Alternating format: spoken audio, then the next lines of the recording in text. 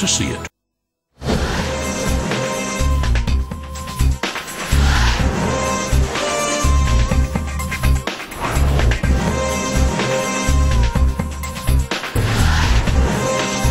This is Lunchtime Agenda. Hello and welcome to Lunchtime Agenda. I'm Peter van Onselen. Thanks for your company. Well, there's no doubt that economics and the economy continues to be the main issues in federal politics. It's been banking over the last few weeks with Joe Hockey's particular views on banking reform. And this week, of course, we've had the release of the latest economic data by Wayne Swan, which is causing debate in itself.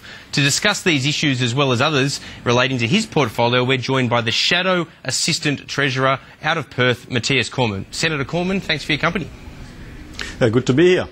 Can I just go straight to, before talking generally about economic matters, can I go straight to the Senate committee that's been going on in your home state in this last week relating to the mining tax? What's it all about for the sake of our viewers, and where's the controversies lie? Well, the government wants to impose a massive new tax on the mining industry, and which of course has got significant implications for the budget, the economy, jobs and investment in the mining industry, and of course for states like Western Australia, Queensland and even New South Wales.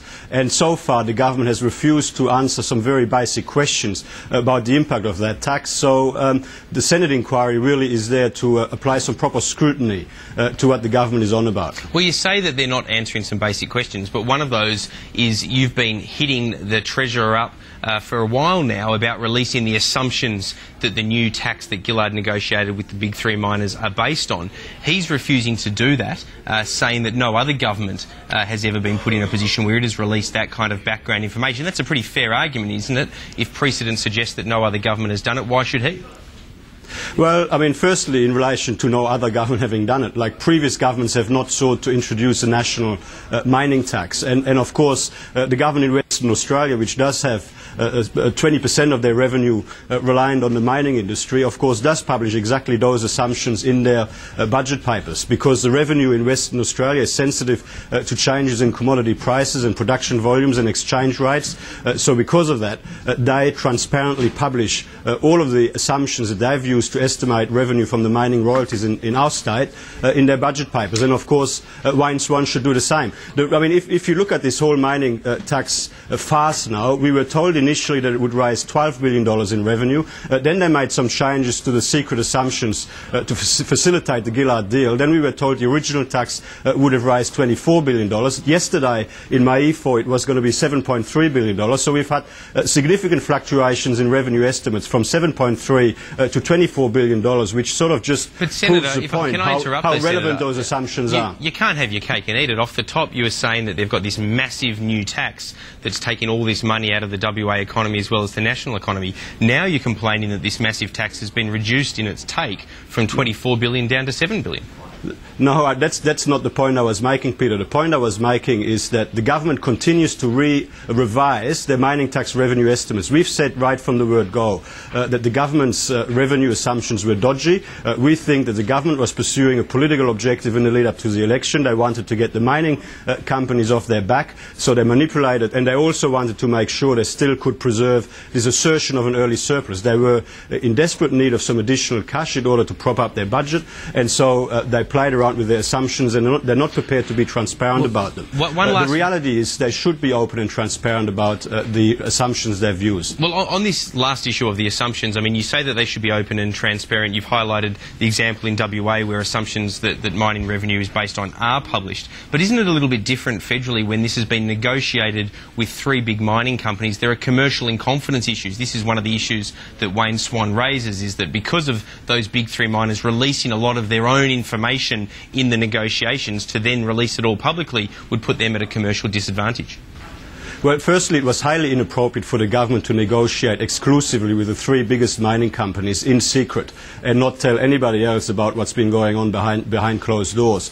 But furthermore, I mean, the government would be getting information to inform their assumptions from a range of sources. ABARE, they would be looking at spot prices in the iron ore market, and they would, of course, be getting information from relevant mining companies. That is exactly the same process that the government in Western Australia goes through, and that doesn't stop them from releasing that information. The reality is this government has got something to hide when it comes to the mining tax revenue, and the massive fluctuations in mining tax revenue estimates over the last 4 or 5 months just are evidence of that. Just moving on to more general economic matters, there's an opinion piece in The Australian today by former Queensland Premier Peter Beattie. Now, he may be a fellow Queenslander with Wayne Swan, he may even also be from the same side of politics, but those two have hardly seen eye to eye. They've been in many a stoush locally in their ALP branches up there in Queensland, yet he has come out praising Wayne Swan's economic abilities to navigate the Labor Party and obviously the nation through the global financial crisis.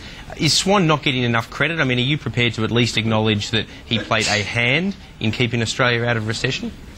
I'm not sure who is friends with whom and who is against whom in the Labour Party at present. I think that you've got people sort of getting stuck into each other all over the place. But let me just make the overall point that Wayne Swan has presided over record deficits, record levels of debt, and of course his economic policies are putting upward pressure on inflation and on interest rates.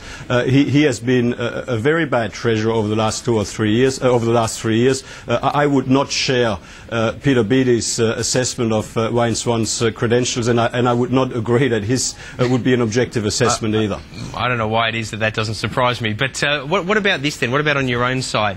The Shadow Treasurer, whom you work closely with, Joe Hockey, has said repeatedly, time and time again, that he doesn't believe that this Labor government will ever preside over a budget surplus. So in other words, he doesn't believe that if they're in power in 3 years' time, the forecasts that a surplus budget will indeed happen in anything other than the forecast. Do you agree with Joe Hockey about that this Labor government will never preside over a budget surplus?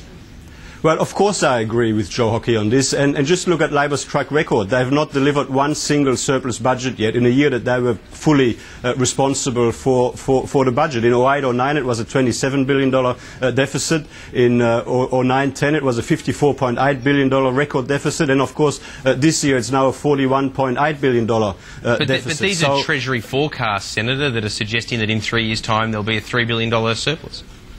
Yeah, and of course, to a significant degree, it's based on mining tax revenue estimates, which the government is not prepared to be open and honest about the assumptions they've used. I mean, you tell me why they are hiding those commodity price, production volume and exchange rate assumptions when the government in Western Australia publishes those very openly and very transparently. All right, one final question, if I can, Senator, before we let you go.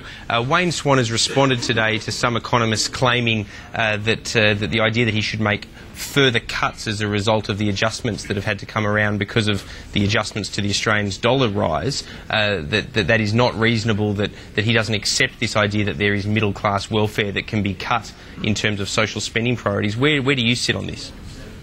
Well, I mean, we put $50 billion in proposed spending cuts on the public record in the lead-up to the last election.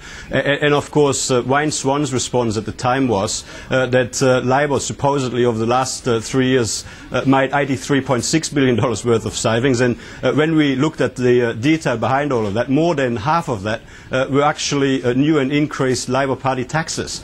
So when Wayne Swan talks about savings, more often than not, he's talking about a tax increase. When we talk about savings on our side of politics, we talk about spending cuts. And of course, there's no doubt that this government should be making some of the tough decisions. I mean, Treasury, Finance, the IMF, the Reserve Bank, all have counselled this government that there is a serious need to cut spending.